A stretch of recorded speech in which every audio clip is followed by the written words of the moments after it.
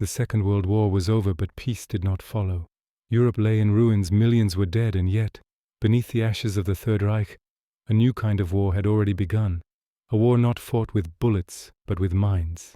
In 1945, as Allied forces advanced across Germany, American and Soviet officers realized that the greatest prize of victory wasn't territory or gold. It was knowledge. Hidden deep in bunkers and laboratories were blueprints, formulas and prototypes decades ahead of their time. They found jet engines that could outfly any aircraft, nerve gases capable of paralyzing entire armies, and rockets that had already touched the edge of space. Germany had lost the war, but in science, it might have already built the future. To the world, these scientists were war criminals. To the military, they were treasures too valuable to lose. And so began a secret mission to capture them before the Soviets could. It was called Operation Paperclip. Among the names on those secret lists was one that would change history. Wernher von Braun, brilliant, ambitious, and obsessed with reaching the stars. But his path to the heavens had been paved through darkness. In the 1930s, von Braun used the Nazi war machine to fund his dream. Under Hitler's regime, he built the V-2 rocket, a marvel of engineering and a weapon of terror. It was the first man-made object to reach the edge of space, and the first to deliver death from above. Beneath the mountains of Mittelwerk, thousands of slave laborers from concentration camps were forced to assemble these rockets by hand. They starved, froze, and died beneath the weight of their work. For every V-2 that flew, 10 lives were lost. Von Braun knew. He visited the tunnels. He saw the bodies, yet he continued his work. To him, the dream of space outweighed the cost of suffering. His genius was unquestionable, his conscience less so. When Germany collapsed, von Braun and his team gathered their blueprints, their notes, and their ambitions. They fled the advancing Soviets, driving toward American lines. They were not surrendering to justice. They were negotiating for survival. Von Braun offered his knowledge in exchange for protection. The United States accepted. His SS membership vanished from official records, and his past was clipped to new documents with a paperclip, the symbol that gave the operation its name. By 1946, hundreds of German scientists had been secretly brought to America. They were given new homes, new names, and a new mission: to build weapons and technology for their former enemies.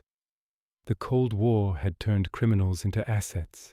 Von Braun's rocket team began their work in the deserts of Texas, testing missiles for the U.S. Army. Later they moved to Huntsville, Alabama, a quiet town that would become the birthplace of the American space program. Von Braun smiled for the cameras, spoke perfect English, and appeared on television to talk about mankind's future in space. To the public, he was no longer a Nazi engineer, but a visionary hero. The world forgot. He didn't. Meanwhile, the Soviet Union was running its own version of Paperclip. Stalin's forces had captured German scientists too, including some of von Braun's rivals. In 1957, they launched Sputnik, the first artificial satellite. Its signal crossed the sky like a heartbeat, a reminder that knowledge knows no loyalty. The United States panicked. The space race had begun, and America's answer came from the same man who had once built Hitler's rockets. Under von Braun's leadership, the Americans launched Explorer 1 in 1958, marking the start of a new era. A decade later, von Braun unveiled his greatest creation, the Saturn V rocket. Taller than a skyscraper, it was capable of carrying men beyond Earth. The same man who had built weapons of war now built a ladder to the stars. In July 1969, Apollo 11 launched. As millions watched, Neil Armstrong stepped onto the moon.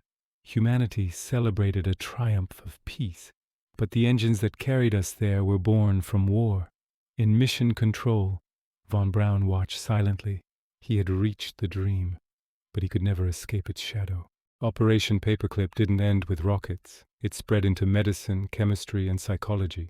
Former Nazi doctors conducted biological research. Chemists developed new weapons. Psychologists explored mind control, all in the name of progress. Annie Jacobsen wrote that America didn't just import scientists.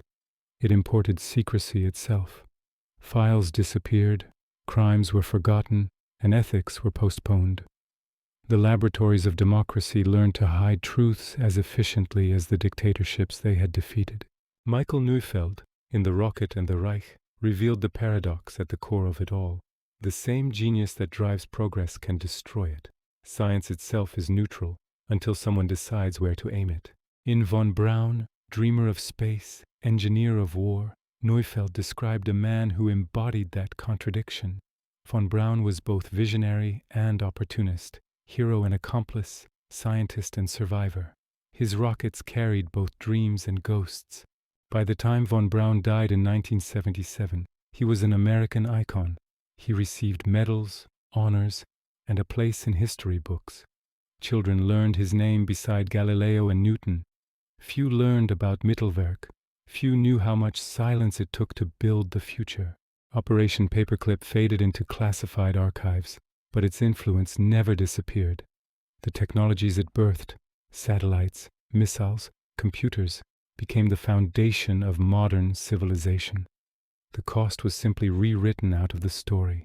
Paperclip forced humanity to face an impossible question. Can knowledge born in darkness ever serve the light? Progress has a price. Someone always pays it. History remembers the victories, not the trade-offs that made them possible. So the next time you watch a rocket rise into the clouds, remember where it began. In underground tunnels, in fear, in silence. Operation Paperclip isn't just a story about scientists. It's a story about us, our ambition, our curiosity, and our endless ability to justify the unforgivable in the name of progress. Because in the end, the line between hero and villain isn't written by truth or virtue, it's written by victory. And power, as history always reminds us, never stays silent for long. Thank you for watching.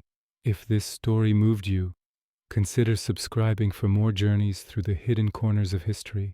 And don't forget to like the video, so that the forgotten stories of our past can keep reaching those who still seek the truth.